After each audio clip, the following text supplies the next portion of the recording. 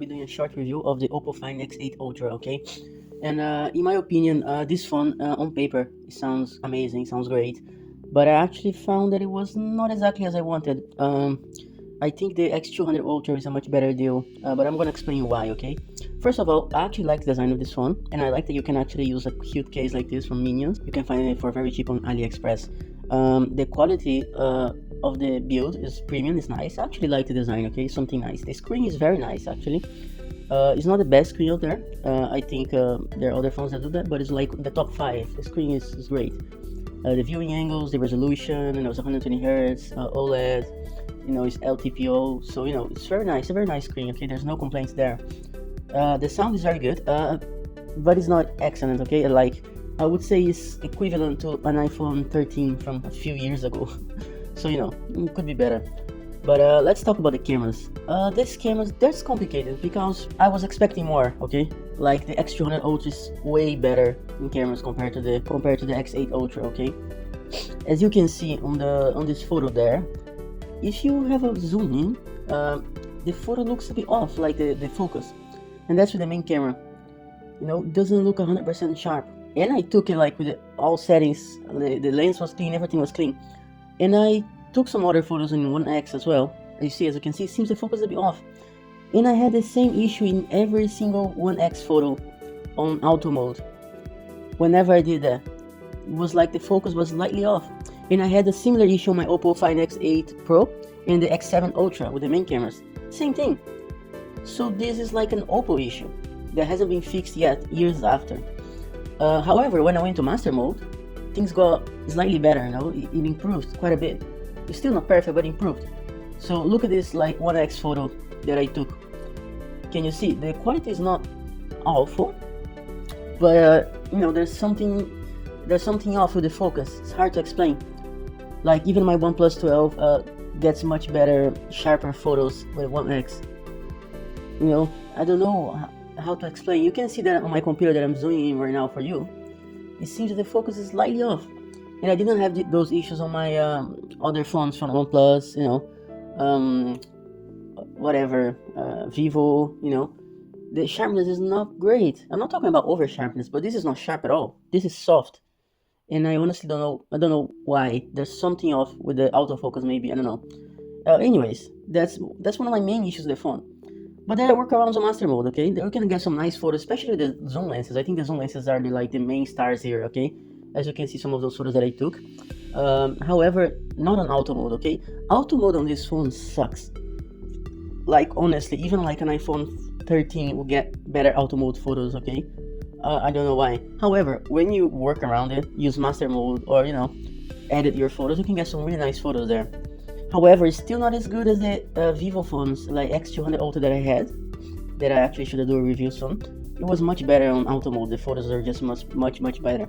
But this one is not bad, but I would say it's like in the top 10 instead of the best camera ever on a smartphone. But the photos are okay. You can get some good results, but they're not like what they are like meant to be. They're meant to be much better, and there's like some software issues that Oppo should just improve. The photos that I'm showing you, they're all edited, okay, and many of them are taken in master mode, which helps a lot, to be honest. I think if you have an Oppo phone and you're getting soft photos, just use master mode.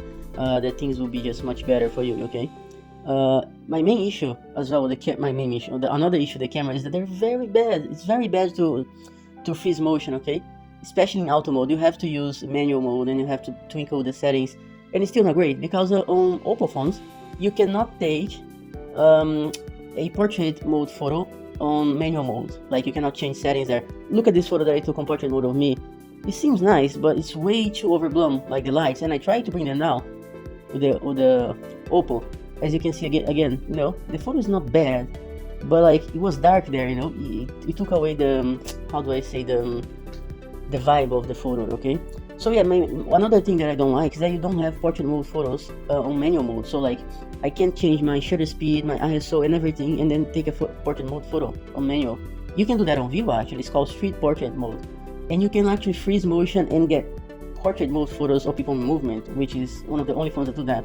Look at this photo. I actually quite like this. This was taken in 10x, and the quality is pretty good. I think the main stars, the hardware is good on this phone, okay? Don't get me wrong. The issue is the software, okay?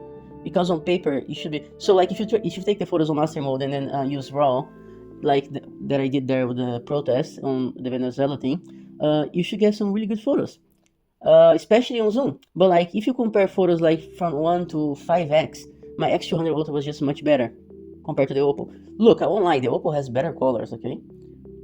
But that's it. Everything else, he overexposes the photos normally, even when I try to bring down the exposure, okay? And sometimes it's just soft, especially the main cameras I told you. You know, so like I don't know what's going on. The selfie camera was good, not the best ever. I think the S25 Ultra or the iPhone 17 have better selfie cameras. But apart from that, I can't complain on the other things. Like the issue is the camera on this one. The processor is really fast, no slowdowns at all.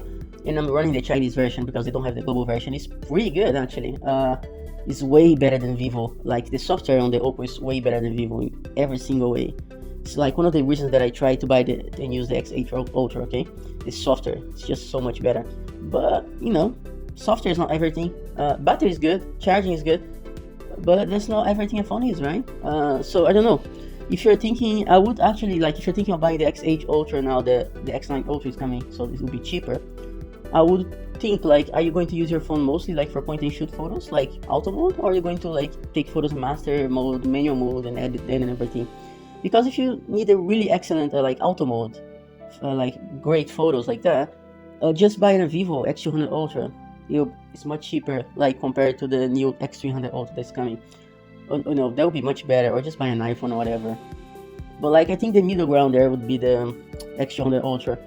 And don't buy the X9 Pro, because the X9 Pro has worse hardware and the same issues. Like if you go on Reddit and this stuff, you see lots of people complaining that the X9 Pro, you know, like softens and smooths, especially like portraits of people and stuff like that, you know, is an issue with Oppo. Oppo has to fix this, okay? Or just do like me. I recently bought a OnePlus 12 for only like 450 euros. And it's just a great deal, honestly. And in some ways, it's better than my Oppo X8 Ultra. You know, it's crazy. So I would recommend that phone, like if you don't want to spend too much money. And it does like 90% of what the X8 Ultra does in cameras, which is crazy, but a much lower price as well. But anyways, that's my opinion on the Find X8 Ultra, okay?